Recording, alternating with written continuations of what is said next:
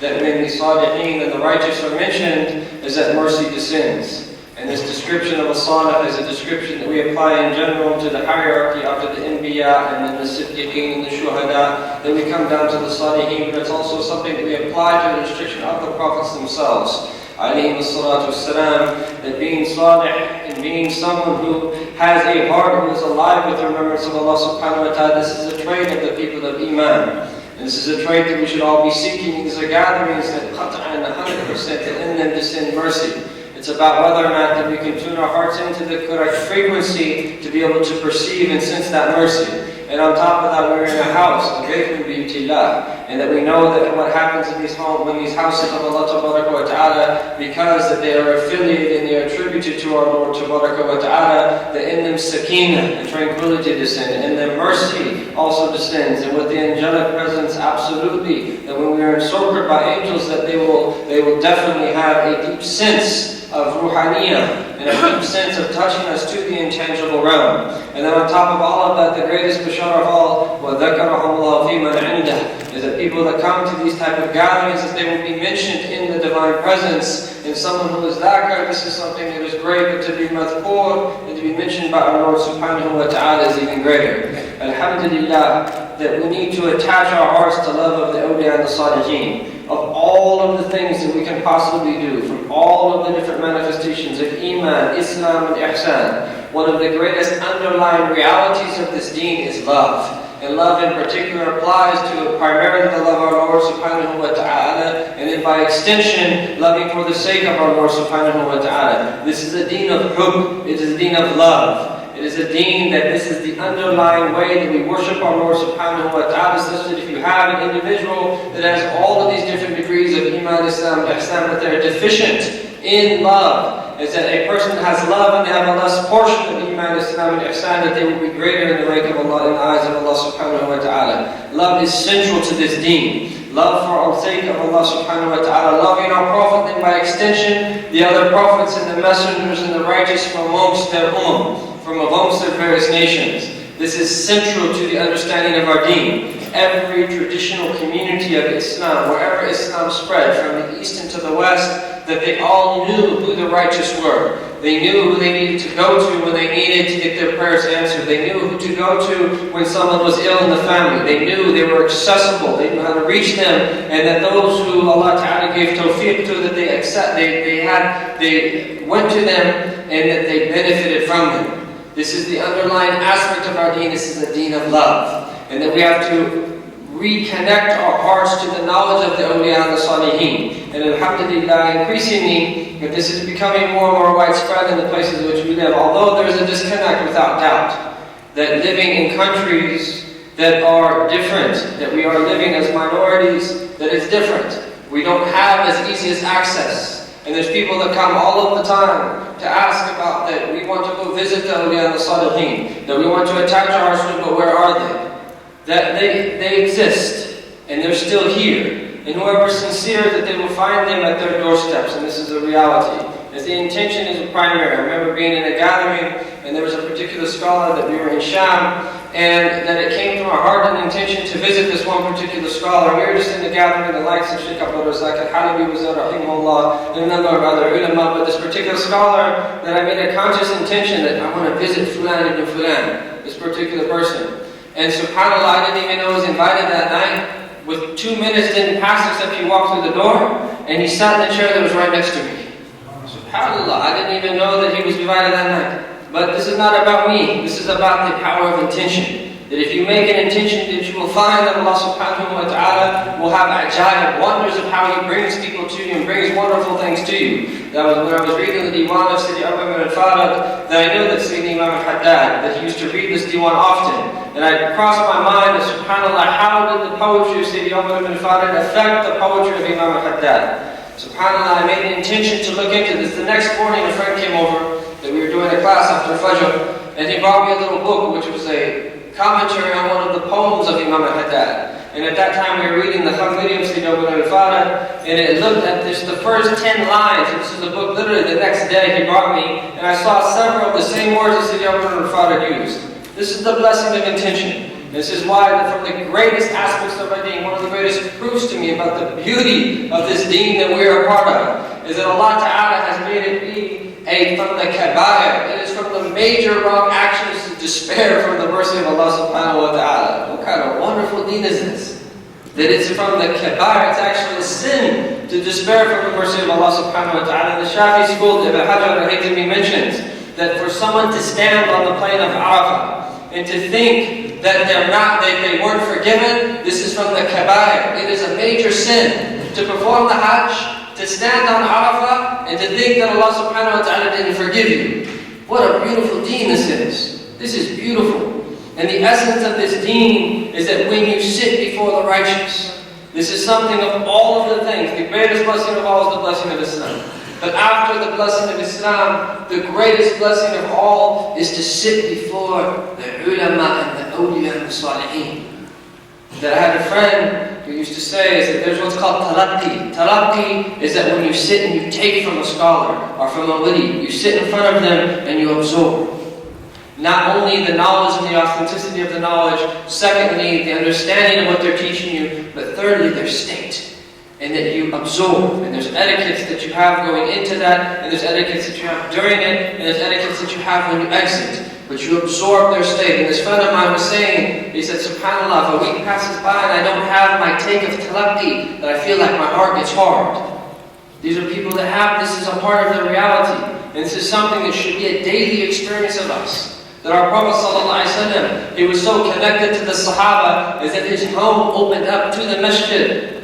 His home literally was a curtain. Between him and the masjid was a curtain.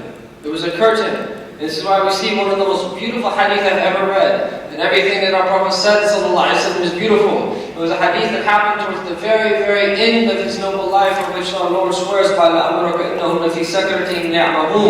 this blessed life of 23 years of prophecy, through which we have a principle that we need for every person, every time, and every geographical place from his time, sallallahu alaihi wasallam, throughout all of those years of history until the end of time. They will find in it everything that they need. That there's no good, as he told us, sallallahu alaihi wasallam, except that he informed us of it, and there's no evil, sallallahu alaihi wasallam, except that he warned us of it. This is a comprehensive teaching. This can only happen if Allah Ta'ala gives you tawfiq, otherwise it would be impossible to take into consideration all of the necessary considerations to lay down these principles, because you're dealing with things that are from the realm of the unknown. But this is nubuwah. This is nubuwah. Just as this Sahab al-Abbas radiallahu anhu was sitting next to Abu Sufyan radiallahu anhu, and he had just become Muslim, and he was amazed. And he said that this, or it was just before his Islam, Allahu Alam, and he says that the mulk, the dominion of your nephew has become great.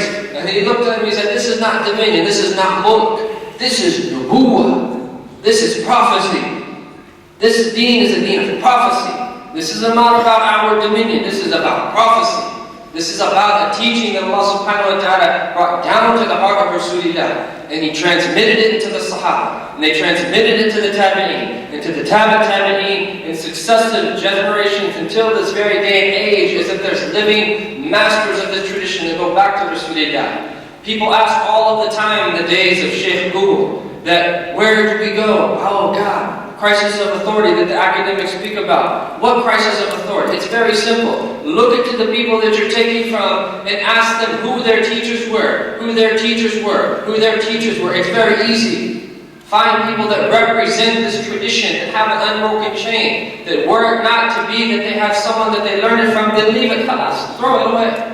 Unless that it corresponds with the truth and you have grounding enough to be able to incorporate that into understanding based upon the Quran and the Sunnah. But this is nubuwwah, this is prophecy. And our Prophet ﷺ, his Sunnah has an outward element, it has an inward element, and both have been entirely preserved. There's an outward type of khilafah and there's an inward type of khilafah. And even though that the outward khilafah dissipated, the inward khilafah still remains to this day in every age. Now one of them passes like someone takes their spot in all the realities of all the baratib. And all of the degrees of Iman, Islam, Ihsan are just as much alive to this very day, as they were in the beginning times.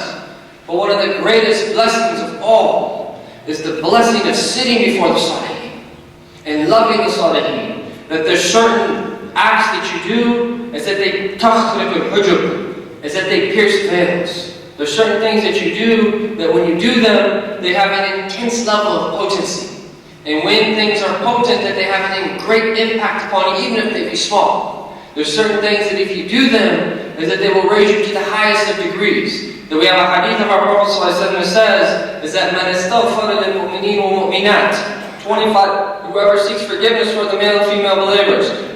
25 marra, or 27 marra, as if it's a shakka rawi. 25 times a day, or 27 times a day. That what is the result of doing that? They will be from those whose du'as are accepted and through whom the people of the earth receive their provision. From saying, Astaghfirullah al-mu'minin al-minat, Astaghfirullah al-mu'minin al-minat, Astaghfirullah al-mu'minin al-minat. How many times? How long would that take you to say that 25 to 27 times? And then you will be written to be from the people whose prayers are accepted and the people of the earth receive precision through you.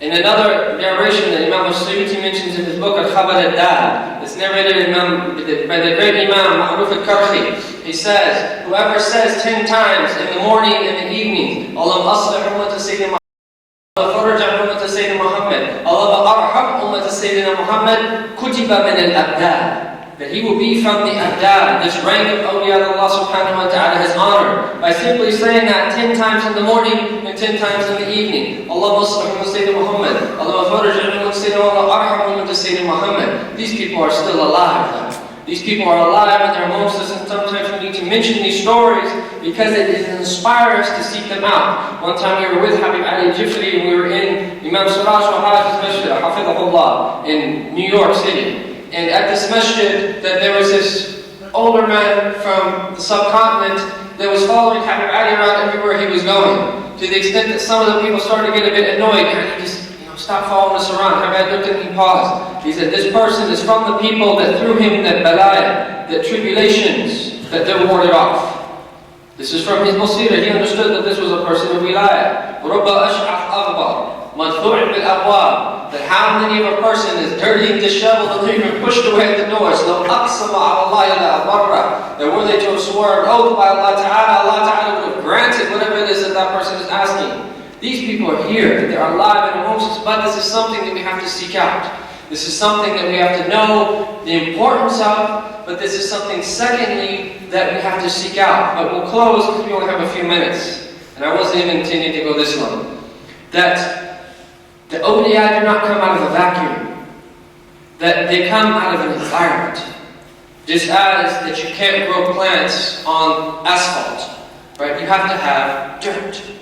And there is metaphor after metaphor of farming and outward cultivation and inner cultivation of spiritual realities. Just as that you have to have certain circumstances in order for things to grow. That you have to have fertile soil.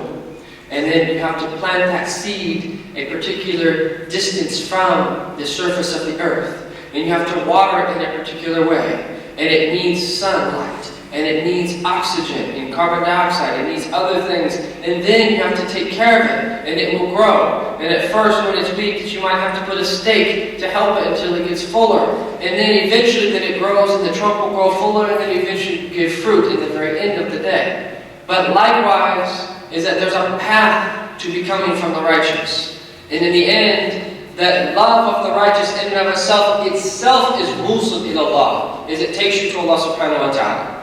This is why that the great Imam al-Haddad, that he used to pray every morning 200 rak'ahs as he was coming home from what we would know as elementary school. He was in the Mi'lama where he was learning how to read and write the Qur'an and so forth, and getting the very basics of what he would need to further his education, but he prayed 200 rak'ahs. And this Imam went on, that many say that he was a mujtahid, that he was a great Imam, and that he was a great Imam who had unbelievable ibadat and awrad and contributions, scholarly contributions, and everything that he did for people, all of the a'mal al-khair that he did. But despite that he said, radiallahu ta'ala anhu, he says, مَحَبَّتُهُمْ دِينِي وَفَرْضِي وَسُنَّتِي وَعُرْوَةِ الْوَثْقَى وَأَفْضَلُ مَا عِنْدِي. The love of them is my deen. The love of them, the Prophet sallallahu alaihi wasallam, the Anbiya, the Siddiqeen, the Shuhada, the Salihin, the Ulama, the Muqarrabeen, the Sabiqeen, all of these different categories. He says, the love of them is my deen. It is coterminous to my deen. It is my deen. It equals my deen. It is my fard and it is my sunnah. It is my urwat al-wathqa. It is my handhold, my firm handhold that will never break. And it is the very greatest of all of the acts that I have. This was his understanding, that this is the importance of the Salihin. But all of that is to inspire us to be like them. This is a prophetic matlab. وَالْحِقْنِ بِالصَّالِحِينَ. And لَحِكَ يَلْحَقُ literally is to be attached to it.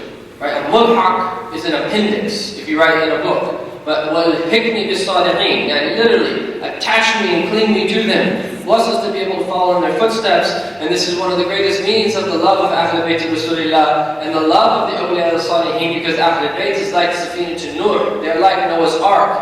Whoever boards them, metaphorically, that they will never drown. The greatest manifestation of that is to love. That if you love, through this love, that we do not worry, that we do not fear tribulations. The love of the awliya and the salihin, it will protect you, it will open up huge doors to you, and it is the primary way, that if you connect yourself to the people of secrets, secrets will appear to you, that you will be from them, but we have to tread their path, and mention them, and follow in their way, where they place their feet, we place their first waqt and islafi, and follow those who came before us. This is the way to salvation, this is the way to sanctification, and this is the way to have our hearts open up to perceive these rahamat, and these nafahat, and these jadabat, and these fuyulat, and all of these things that our Lord Ta'ala, that He grants the elect of the awliya and the salihin. Again, it's an honor to be here, and Allah subhanahu wa ta'ala benefit us from the shuyukh, and all the salasil al-sharifa, Sadat al-Naqshbandi, wal-Qadri, wal-Rifa'i, wal-Shadali, and all of the different awliya, the salihin, the different tawalif, those that are hidden and those that are known. Wa sallallahu ala sayyidina Muhammadin wa ala alihi wa sahbihi wa sallam. Alhamdulillah.